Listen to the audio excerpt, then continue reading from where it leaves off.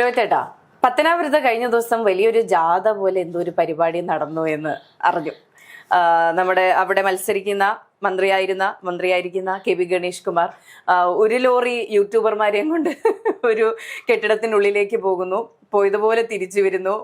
എടുത്ത വീഡിയോകൾ, വ്ളോഗുകൾ എല്ലാം ഡിലീറ്റ് ചെയ്യപ്പെടുന്നു. അങ്ങനെ വലിയ ലോറിയൊക്കെ തിരിച്ച് അതേ ആൾക്കാരെയും കൊണ്ട് തിരിച്ചു പോയി എന്നൊക്കെയാണ് കേട്ടത്. ശരിക്കും എന്താണ് സംഭവിച്ചത്? ലോറി റാലി പോലൊരു റാലി ലോറി ഇങ്ങനെ പറഞ്ഞിട്ടില്ല, ടങ് ട്വിസ്റ്റ് എന്ന് പറയുന്ന അവസ്ഥയാണ്. പത്തനാപുരത്തെ ആളുകളൊക്കെ നോക്കി നിൽക്കുമ്പോൾ ലോറി ഒന്നും അല്ല കേട്ടോ, എനിക്ക് അങ്ങനെ കളിയാക്കിയൊന്നും വേണ്ട, ഒരു ടൂറിസ്റ്റ് ബസ് ഗതാഗത വകുപ്പ് മന്ത്രിയൊക്കെ അല്ലേ, അപ്പൊ ലോറിയിലൊന്നും ആയിരിക്കില്ല ഇവരൊക്കെ കൊണ്ടുവരുന്നത്. നിയമം പാലിക്കേണ്ടതാണ് പുള്ളി. അതുകൊണ്ടാണ് മറ്റേ ഓപ്പൺ ജിപ്പിൽ എഴുന്നേറ്റ് നിൽക്കാത്തതും കൂടെ പ്രകടനത്തിന് വരുന്ന ആളുകളൊക്കെ രണ്ടുപേര് ഹെൽമെറ്റ് വെപ്പിക്കുന്നതൊക്കെ. അതുകൊണ്ടാണ് പുള്ളി ഭയങ്കര. ഇതൊന്നും ചെയ്യാത്തൊരു കാലം ഉണ്ടായിരുന്നു. ഇപ്പോഴും ചെയ്യുന്നില്ല, ഇപ്പോഴും ഒന്നും ചെയ്യുന്നില്ല എന്നുള്ളതാണ്. ഇപ്പൊ ലാസ്റ്റ് നടന്ന പ്രകടനങ്ങളും അങ്ങനെയൊക്കെ തന്നെയാണ്. എന്തായാലും ഒരു ടൂറിസ്റ്റ് ബസ് നിറയെ യൂട്യൂബർമാർ. അപ്പോൾ പ്രത്യേകിച്ച് ഞങ്ങളുടെ നാട്, ഞാനടക്കമുള്ള ആളുകൾ ഒരുപാട് യൂട്യൂബർമാരുള്ള സ്ഥലമാണ്. അപ്പം ഞങ്ങളുടെ നാട്ടിലുള്ളവർ മാത്രമൊന്നുമല്ല, നമ്മുടെ സുഹൃത്തുക്കളും പിന്നെ പുറത്തുനിന്നൊക്കെയുള്ള ഒരുപാട് യൂട്യൂബർമാർ. എന്നിട്ട് പുള്ളി ഇങ്ങനെ നടന്നു വരികയാണേ, തലയിൽ മറ്റേ ഹെൽമെറ്റ് ഒക്കെ വെച്ചിട്ടുണ്ട്, കൺസ്ട്രക്ഷൻ സേഫ്റ്റി, മഞ്ഞല്ല വേറെന്തോ ഒരു കളറായിരുന്നു. പുള്ളി ഇങ്ങനെ നടന്നു വരുന്നു. ഞാനിങ്ങനെ നോക്കുമ്പോൾ പുള്ളിയുടെ ഷർട്ടിന്റെ ഈ ഫ്രണ്ട് വശം ഉണ്ടല്ലോ, ഇവിടം മുതൽ ഇവിടം വരെയുള്ള അത്രയും ഭാഗവും കറുത്തിരിക്കുന്നു. ഇപ്പം ഞാൻ വിചാരിച്ചു ഞങ്ങളുടെ നാട്ടിലൊക്കെ ഈ റബ്ബറും തോട്ടം, പത്തനാപുരം മേഖലയിലൊക്കെ റബ്ബറും തോട്ടങ്ങളൊക്കെ ഒരുപാട് ഉള്ളതുകൊണ്ട് ഈ കരിഞ്ചള്ളിന്റെ ശല്യം ഉണ്ടാകും. ഉണക്കുകാലത്ത് കരിഞ്ചള്ള് വന്നിട്ട് ചിലപ്പോൾ ഇങ്ങനെ പറ്റി പിടിച്ചിരിക്കും, വാതിലിലും ദേഹത്തൊക്കെ പറ്റി പിടിച്ചിരിക്കും. ഞാൻ വെച്ചാൽ കരിഞ്ചള്ളായിരിക്കും ഈ പാവപ്പെട്ട ഞങ്ങളുടെ മന്ത്രി, ഞങ്ങളുടെ MLA ദേഹത്ത് പറ്റി പിടിച്ചു. ഞാൻ സൂം ചെയ്ത് നോക്കിക്കില്ല വീഡിയോ. അപ്പോഴാണ് റോഡിന്റെയും നമ്മുടെ ഹോളി ലാൻഡും ഒക്കെ പോലെയുള്ള കമ്പനികളുടെ മൈക്ക് ഇവിടം മുതൽ ഇവിടം വരെ ഈ രണ്ട് സൈഡിൽ ഇങ്ങനെ പിൻ ചെയ്ത് പുള്ളിക്ക് നടക്കാൻ വയ്യ കേട്ടോ, ഈ മൈക്കിന്റെ വെയിറ്റ് പുള്ളി ഇങ്ങനെ ആവുകയാണ്. എന്നിട്ട് ചുറ്റിനും മൊബൈൽ ക്യാമറകളില്ല, മൊബൈൽ ക്യാമറകളാണ് മൊത്തം.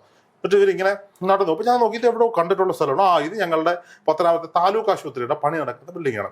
അപ്പൊ ഞാൻ വിചാരിച്ചു ഇനി അവിടെ ജോലിക്ക് വന്ന് നിൽക്കുന്ന ഈ ബംഗാൾ, ആസാം എന്നൊക്കെ ഉള്ള അന്യ സംസ്ഥാന തൊഴിലാളികളും മറ്റാളുകളും ഒക്കെ ഉണ്ടല്ലോ, ഇവർക്കൊക്കെ ചിലപ്പോൾ ഇവർ വോട്ട് ചേർത്തിട്ടുണ്ടാകും, അവരോട് വോട്ട് ചോദിക്കാൻ പോവുകയാണെന്നാണ് ഞാൻ വിചാരിച്ചത്. പിന്നാണ് ഞാനിങ്ങനെ ലൈവ് കണ്ടുകൊണ്ടിരുന്നപ്പോഴാണ് മനസ്സിലായത്, അല്ല ഈ ഗണേഷ് കുമാറിന് ഒരു സംഭവമുണ്ട്. ഗണേഷ് കുമാർ ഇങ്ങനെ എന്തെങ്കിലുമൊക്കെ പദ്ധതികളൊക്കെ നടപ്പിലാക്കുമ്പോൾ അവിടെ പുള്ളി സൈറ്റ് വിസിറ്റ്, പുള്ളിയുടെ ഭയങ്കര ഹോബിയാണ് സൈറ്റ് വിസിറ്റ്, മിന്നൽ സന്ദർശനം. ഒരു 5-6 ചാനലുകാരൊക്കെ എന്നിട്ട് പുള്ളിയുടെ ഡിഗ്രി ഉണ്ടോ എനിക്കറിയത്തില്ല. ഉണ്ടോ രാഹുലെ? പുള്ളിക്ക് ഡിഗ്രി ഉണ്ടോ? BCom എന്നോ പ്ലസ് ടു BCom എന്തോ ആണ്. പക്ഷെ ഇത് പഠിച്ചിട്ട് വന്ന എഞ്ചിനീയർമാരെക്കാൾ മികച്ച രീതിയിൽ പുള്ളി ഇതൊക്കെ എക്സ്പ്ലെയിൻ ചെയ്യും. അതങ്ങനെ ചെയ്യണം, ഇതിങ്ങനെ ചെയ്യണം എന്ന് പറയും. ഈ അരമുറി വൈദ്യം പരിപാടി പയറ്റുന്ന ഒരാളാണ്. അപ്പം എന്ത് പദ്ധതി നടന്നാലും പുള്ളി അവിടെ വന്നൊരു ഷോ, പുള്ളി ഒരു ഗണേശൻ ഷോ അവിടെ സ്ഥിരമായിട്ടുള്ളതാണ്. ഞാൻ വിചാരിച്ചപ്പോൾ ആ ഷോ ആയിരിക്കും, സ്വാഭാവികമായിട്ടും ഇതൊക്കെ കാണിക്കാൻ വന്നതായിരിക്കും. അതാണ് പരിപാടി നടക്കുന്നത്. ഈ വീഡിയോയിൽ ഇങ്ങനെ കണ്ടുകൊണ്ടിരിക്കുകയാണ്. പക്ഷെ ഒരു 5 മിനിറ്റ് അങ്ങോട്ട് കഴിഞ്ഞപ്പോൾ ഉണ്ടല്ലോ, ഈ ലൈവ് എല്ലാം കട്ടായി. പല ചാനലുകളിലും കണ്ട ലൈവുകൾ കാണുന്നില്ല. കഴിഞ്ഞപ്പോൾ പൊട്ട എന്ന് പറഞ്ഞാൽ ഇതെല്ലാം ഡിലീറ്റ് ആവുകയാണ്. സംഭവം എന്താണെന്ന് വെച്ച് കഴിഞ്ഞാൽ ഈ ലൈവ് ഇട്ട് പരിപാടി അറിഞ്ഞിട്ട് ഈ UDFന്റെ ആളുകൾ ആരെങ്കിലും ആയിരിക്കും, എനിക്കറിയത്തില്ല. എനിക്കൊന്ന് MJ കൃഷ്ണനാണെന്ന് തോന്നുന്നു, ഇലക്ഷൻ കമ്മീഷണർക്ക് പരാതി അയച്ചു. ഇത് പെരുമാറ്റച്ചട്ട ലംഘനമാണ്. ഒന്ന് ആലോചിച്ച് നോക്കൂ. ഒരു MLA ഫണ്ടിൽ നിന്ന് അല്ലെങ്കിൽ കിഫ്ബിയിൽ നിന്ന് പണം അനുവദിക്കുന്നു, ഒരു കെട്ടിടം പണിയുന്നു. ഓക്കെ, എല്ലാവർക്കും അറിയാം അവിടെ താലൂക്ക് ആശുപത്രിയുടെ പണി നടക്കുന്നുണ്ട്. ഞാൻ കൊണ്ടുവന്ന പദ്ധതി, ഞാൻ കൊടുത്തത് കീഴൂട്ട് വീട്ടിലെ വസ്തു വിറ്റ് കൊടുത്തതല്ലോ, ഖജനാവിലെ പൈസയല്ലേ കൊടുത്തത്. ഇനി ഈ താലൂക്ക് ആശുപത്രിയുമായി ബന്ധപ്പെട്ട് മറ്റു ചില കഥകൾ കൂടി പറഞ്ഞുതരാം. പത്തനാപുരം താലൂക്ക് യാഥാർത്ഥ്യമായത് ഉമ്മൻചാണ്ടി സർക്കാരിന്റെ കാലഘട്ടത്തിലാണ്. KM Mani sir budget അവതരിപ്പിച്ചപ്പോൾ Pathanapuram taluk അതിലില്ല. ഇപ്പൊ ഉമ്മൻചാണ്ടി സാർ ഇപ്പുറത്തിരുന്നുകൊണ്ട് പത്തനാപുരം താലൂക്ക് എന്നൊരു വെള്ള പേപ്പറിൽ എഴുതി കൊടുത്തു. KM മാണി സാർ, ഉമ്മൻചാണ്ടി സാറല്ലേ മുഖ്യമന്ത്രി അല്ലേ കൊടുക്കുന്നത്, എന്തിനും പറയാൻ പറ്റും, പുള്ളി പ്രഖ്യാപിച്ചു. ഇതിന്റെ കൂടെ തുടങ്ങിയ താലൂക്കുകൾ, ഇപ്പം കോന്നി താലൂക്ക് എടുക്കുക. കോന്നി മെഡിക്കൽ കോളേജിനെ പറ്റി കേട്ടിട്ടുണ്ടോ? അടൂർ പ്രകാശിന്റെ കാലഘട്ടത്തിൽ ഈ കോന്നി മെഡിക്കൽ കോളേജ് ഉണ്ടാക്കിയെടുക്കാൻ വേണ്ടി അദ്ദേഹം കുറെ കഷ്ടപ്പെടുകയും കെട്ടിടം പണിയുന്നതും ഒക്കെ വലിയ കാര്യം. പിന്നീട് അദ്ദേഹം അവിടെ നിന്ന് മാറിപ്പോകുന്നു, ജനീഷ് കുമാർ വരുന്നു, ജനീഷ് കുമാർ നല്ല രീതിയിൽ കൊണ്ടുപോകുന്നു. വീണ ജോർജിന്റെ കാലഘട്ടത്തിൽ കോന്നി പ്രശസ്തമായത് തീ പിടിച്ചിട്ടോ എന്തൊക്കെയോ അപകടങ്ങളൊക്കെ ഉണ്ടായിട്ടാണ് കോന്നി പ്രശസ്തം. ഈ കോന്നി താലൂക്ക് ആശുപത്രി തുടങ്ങി പിന്നെ മെഡിക്കൽ കോളേജ്. പത്തനാപുരത്ത് താലൂക്ക് ആശുപത്രി ഇല്ല. പത്തനാപുരത്ത് താലൂക്ക് ആശുപത്രി മാത്രമല്ല, കാട്ടുപത്തനാപുരത്തെ നാട്ടുപത്തനാപുരമാക്കി മാറ്റി. മലയോര ഹൈവേ കടന്നു പോയത് കൊണ്ട് റോഡ് വലുതായി.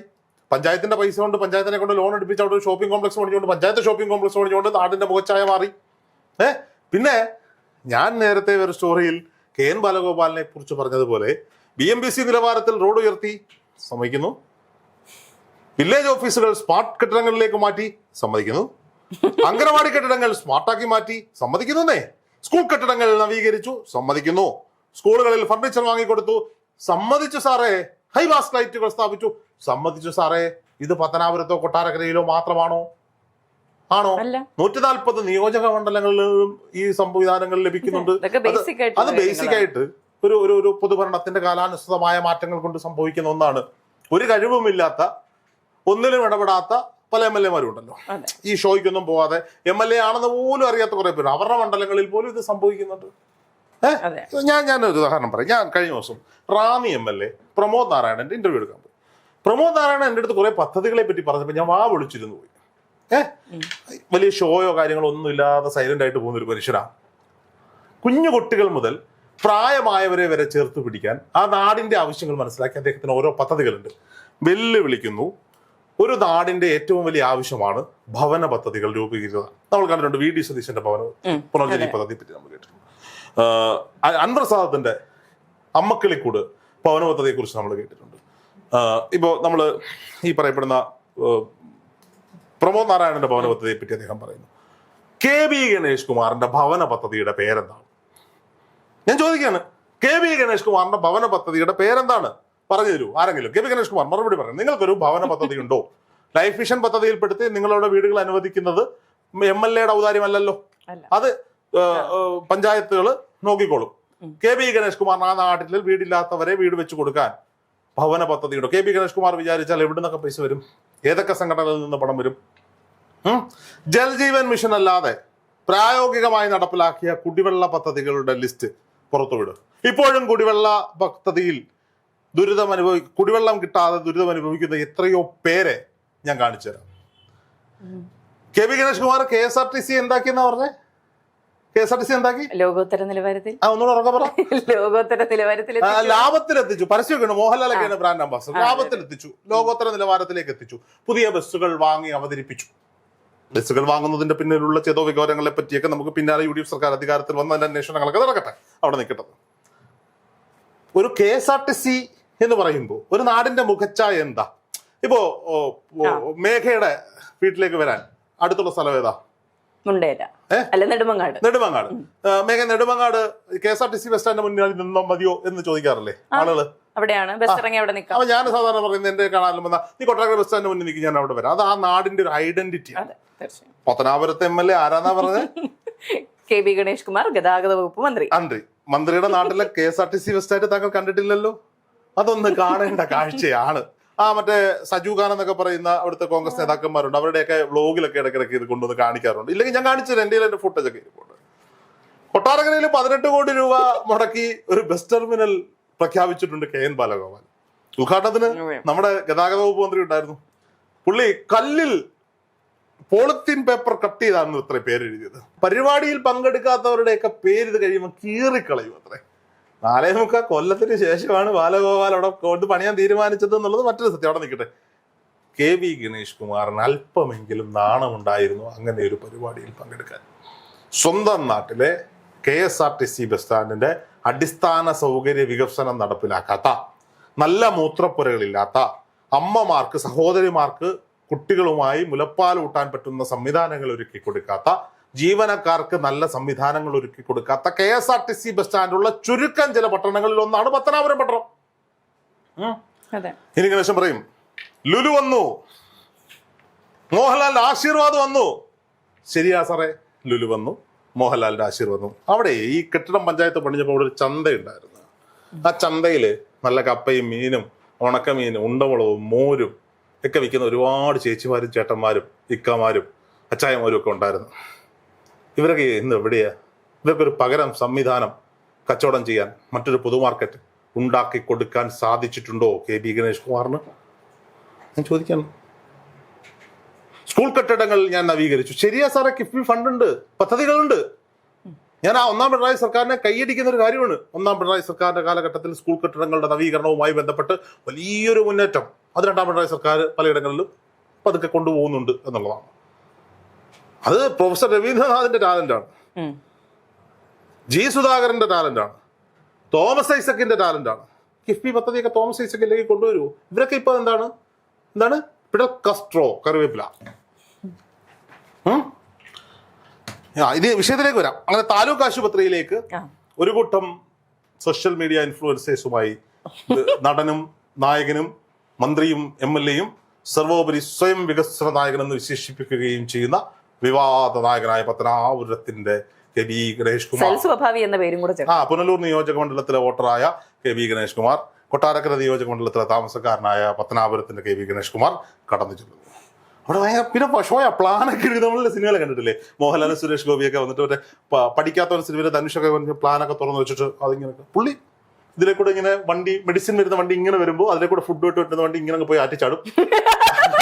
ആംബുലൻസ് ഇങ്ങനെ മേളിൽ കൂടെ കിടക്കുന്ന സാധനത്തോടെ കയറി മേലോട്ട് വരും. പറഞ്ഞ സംഭവം അടിച്ച് കയറ്റുവാ അങ്ങോട്ട്. ആരോ പരാതി പറഞ്ഞു, അപ്പോഴേ ജില്ലാ കൊണ്ട് വിളിച്ചു പോലെ പണി പാടും ഡിലീറ്റ് ചെയ്തോന്ന് പറഞ്ഞു. സംഭവം ഡിലീറ്റ് ചെയ്തിട്ട് ഓടി.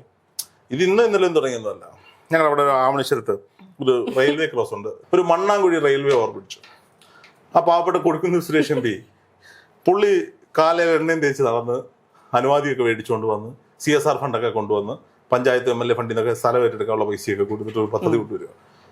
ലോക്സഭാ തെരഞ്ഞെടുപ്പിന് തൊട്ട് മുമ്പ് പ്രസംഗിച്ച് പുള്ളിയുടെ ആക്കി മാറ്റി. എന്തിനാണ് നീ ആരാന്റെ കൊച്ചിനെ തപ്പി പോന്നേ? ഞാൻ അറിയാൻ വേണ്ടി വയ്ക്കുക. ഒരു പാലം ഗാന്ധി ഭവൻ ജംഗ്ഷനിൽ നിന്ന് ഗാന്ധി ഭവന്റെ അടുത്ത് നിന്ന് ആരംഭിക്കുന്ന ഒരു പാലം വലിയ രീതിയിൽ ഇവര് ഹെലിക്യാം വിഷ്വൽസ് ഒക്കെ വെച്ച് വലിയ രീതിയിൽ പ്രൊമോട്ട് ചെയ്യുന്നുണ്ട്. 5 കൊല്ലം മുമ്പ് കഴിഞ്ഞ സർക്കാരില്ല, ഒന്നാം പിണറായി സർക്കാരിന്റെ കാലത്ത്, അന്ന് ഇയാളായിരുന്നു MLA, അന്ന് ഭരണാനുമതി നേടിയ അന്നത്തെ പദ്ധതിയാ. ഈ കഴിഞ്ഞ 5 വർഷം, കഴിഞ്ഞ ദിവസം ജ്യോതികുമാർ ചാമക്കാലരുടെ അടുത്ത് പ്രസംഗിക്കുന്നത് കേട്ടു. കഴിഞ്ഞ 5 വർഷക്കാലങ്ങളിൽ രണ്ടാം പിണറായി സർക്കാരിന്റെ കാലത്ത് KB ഗണേഷ് കുമാർ സ്വന്തമായി ആവിഷ്കരിച്ച് നടപ്പിലാക്കിയ ഒരു പദ്ധതിയുടെ പേര് പറയാൻ അദ്ദേഹം വെല്ലുവിളിക്കുന്നുണ്ട്. അപ്പൊ ഞാനൊന്ന് ഇങ്ങനെ ആലോചിച്ചേ, ഇത്രയും വലിയ വികസന നായകന്റെ അവിടെ ഇങ്ങനെ വെല്ലുവിളിക്കുന്നത് ജ്യോതികുമാറിന് എന്തെങ്കിലും തെറ്റുപറ്റി പോയതാണോ? അപ്പൊ ഞാൻ അവിടെ നിന്ന് ഇറങ്ങിയപ്പോൾ ഞാൻ ചോദിച്ചു, അതെന്തോ അങ്ങനെ പ്രസംഗിച്ചേ, ഒരു പദ്ധതിയില്ലേ? ഉണ്ടെങ്കിൽ നീ കണ്ടുപിടിച്ചിട്ടോ, ചോദിക്കുന്ന പൈസ ഞാൻ തരാം.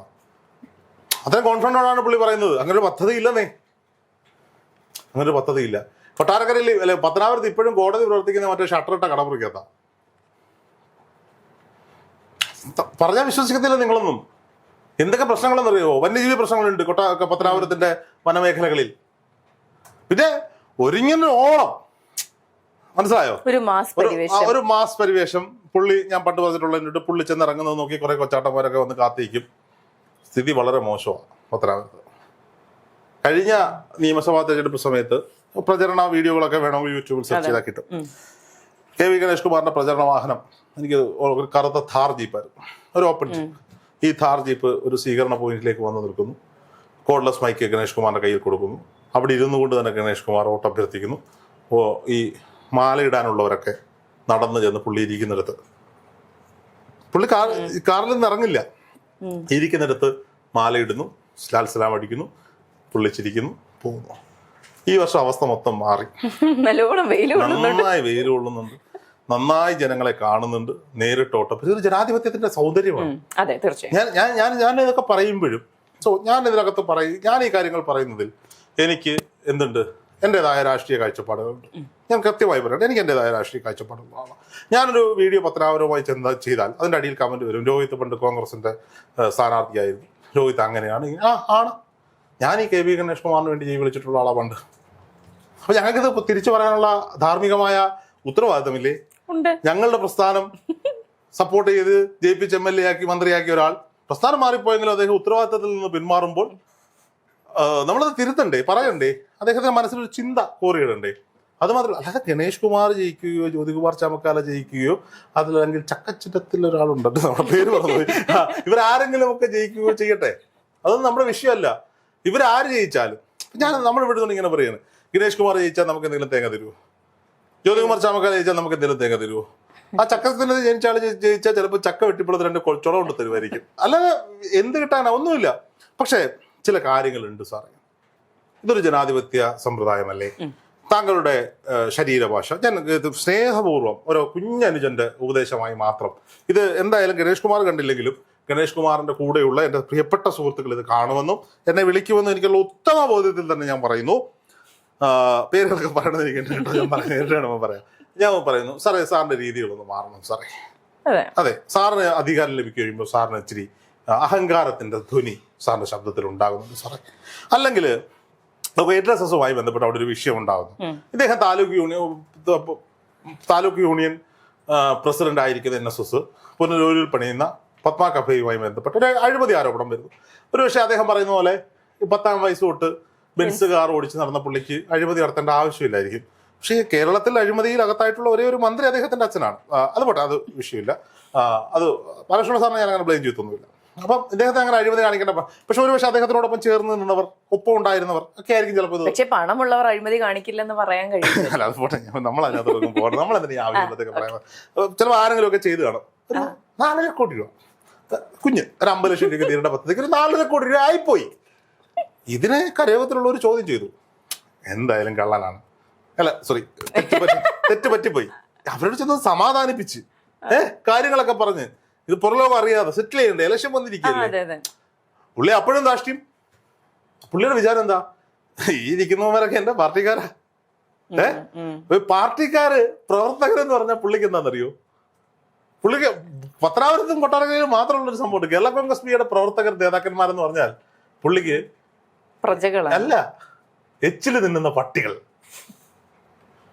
സീരിയസ്ലി ഞാൻ ചിന്തിക്കേണ്ട ഒരു വിഷയമാണ്. ഞാൻ പറയാണ്, എന്തിനാണ് ഈ നാണം കെട്ടിയതിന്റെ പിന്നാലെ പോകുന്നത് എനിക്ക് മനസ്സിലാവുന്നില്ല. ഞാൻ പറയാൻ കാര്യം, നിങ്ങൾ ഇപ്പൊ സ്നേഹമുള്ളവരാ, നിങ്ങളെ അനിയാന്ന് വിളിക്കും, തോളത്ത് കൈയിടും, കാര്യമിടും. നാളെ നിങ്ങൾ മറ്റൊരു പ്രസ്ഥാനത്തിലേക്ക് പോയാൽ അദ്ദേഹത്തിനെതിരെ ഒരു വാക്ക് പറഞ്ഞാൽ എന്റെ എച്ചില് തിന്നവനാണവൻ, എന്റെ തറവാട്ടിൽ എച്ചില് തിന്നവനാണെന്ന് പറയും. ഉദാഹരണം, അവിടെ ഇളമ്പൽ സർവീസ് സഹകരണ ബാങ്കിന്റെ പ്രസിഡന്റ് ആയിട്ടിരിക്കുന്ന തങ്കപ്പൻപിള്ള കഴിഞ്ഞ പഞ്ചായത്ത് തെരഞ്ഞെടുപ്പിലും കേരള കോൺഗ്രസ് ബിക്ക് വേണ്ടി മത്സരിച്ച ആളാണ്, മെമ്പറായ ആളാണ്. ബാലകൃഷ്ണപിള്ളയുടെ സാമ്പത്തിക ഇടപാടുകൾ മുഴുവൻ കൈകാര്യം ചെയ്തുകൊണ്ടിരുന്ന ആളാണ്. സുകുമാരൻ നായർ എന്ത് ചെയ്തു? ഈ കമ്മിറ്റി പിരിച്ചു വിട്ടപ്പോൾ ഈ പുള്ളിയെ പിടിച്ച് അഡ്കോ കമ്മിറ്റിയുടെ ചെയർമാനാക്കി. അപ്പോൾ സ്വാഭാവികമായിട്ടും ഇദ്ദേഹത്തിന് മാധ്യമങ്ങളോട് അവിടെ നടന്ന കാര്യം പറയണം. അത് പറഞ്ഞതിന്റെ പേരിൽ മൈക്ക് വെച്ച് ഇളമ്പൽ സർവീസ് സഹകരണ ബാങ്കിന്റെ മുന്നിൽ പോയി KB ഗണേഷ് കുമാർ പ്രസംഗിച്ചത് എന്റെ തറവാട്ടിലെ എച്ചില് തിന്നവൻ.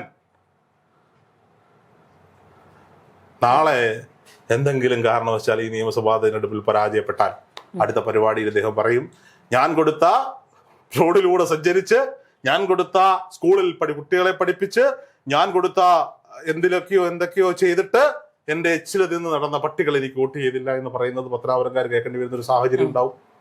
അത് മാറണം സാറേ, കുറച്ചൊന്ന് കുറയ്ക്കും. അദ്ദേഹത്തിന്റെ ബേസിക് മൈൻഡ് സെറ്റ് അതാണ്. സിനിമയാണ് ജീവിതം എന്ന് ചിന്തിക്കുന്നു, താൻ രാജാവാണെന്ന് ചിന്തിക്കുന്നു, ബാക്കിയുള്ളവരെല്ലാം പ്രജകളാണെന്ന് ചിന്തിക്കുന്നു. അങ്ങനെയല്ല, ഇതൊരു ജനാധിപത്യ സമ്പ്രദായമാണ്. അതിനാണ് 5 വർഷം കൂടുമ്പോൾ ഈ തെരഞ്ഞെടുപ്പൊക്കെ വെച്ചുകൊണ്ടിരിക്കുന്നത്. പത്തനാപുരത്തുകാരോട് പറയാനുള്ളത്, ചേട്ടാ കഴിഞ്ഞിട്ടില്ല, ഒരു സ്ത്രീ വിഷയം കൂടി ഇതിലുണ്ടല്ലോ, അത് ഈ തിരഞ്ഞെടുപ്പിൽ ചർച്ചാ വിഷയമാകും. എന്തിനാണ് നമ്മൾ അതിനെ കുറിച്ച് സംസാരിക്കുന്നത്? കാലത്തിന്റെ കാവ്യനീതി പോലെ വന്നുപെട്ട ഒരു ആരോപണം.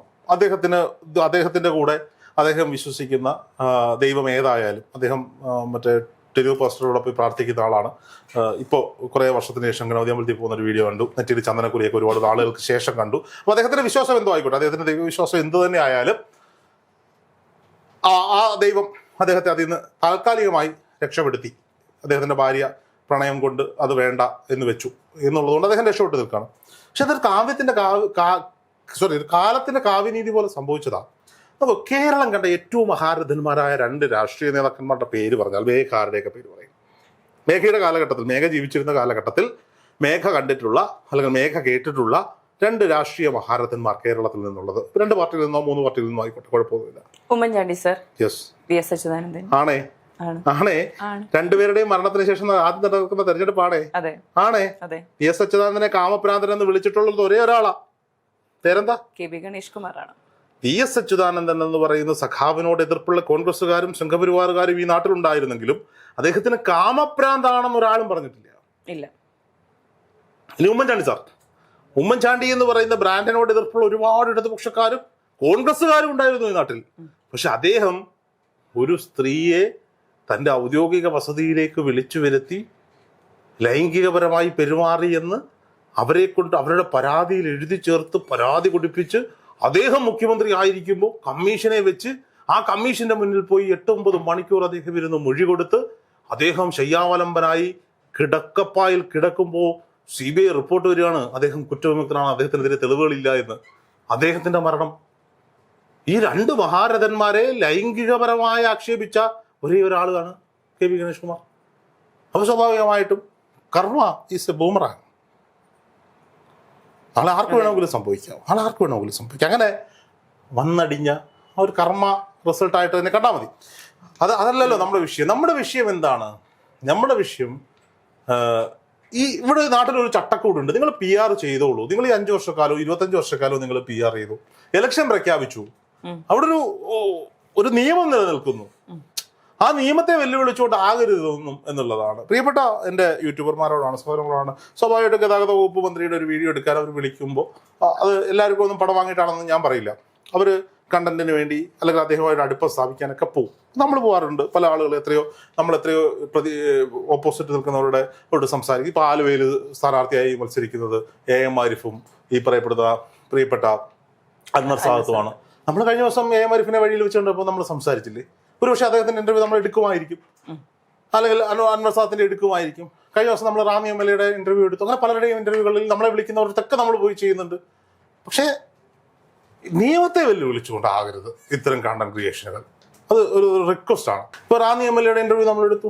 സ്വാഭാവികമായിട്ട് നമുക്ക് സംസാരിക്കണമെന്ന് തോന്നുന്നു. ഇപ്പോൾ ഷിബു ബേബി ജോണിന്റെ ഇന്റർവ്യൂ നമ്മൾ പോയി എടുത്തു. നമുക്ക് സംസാരിക്കണമെന്ന് തോന്നുന്ന, ഇവർ നിയമസഭയിൽ ഉണ്ടെങ്കിൽ കൊള്ളാമെന്ന് തോന്നുന്ന ആളുകളിലേക്ക് നമ്മൾ ഓടിയെത്താറുണ്ട്. പറ്റുന്നിടത്തൊക്കെ ഓടിയെത്താറുണ്ട്. അതിന് നിങ്ങൾ എന്ത് പേര് വേണമെങ്കിലും വിളിച്ചോളൂ. പക്ഷെ ഞാൻ തിരിച്ച് ബാക്കിയുള്ളവരോട് പറയുകയാണ്, എന്തിന്റെ പേരിലായാലും നിയമവിരുദ്ധമായി ഇത്തരം കാര്യങ്ങളിലേക്ക് പോകരുത് എന്നുള്ളതാണ്.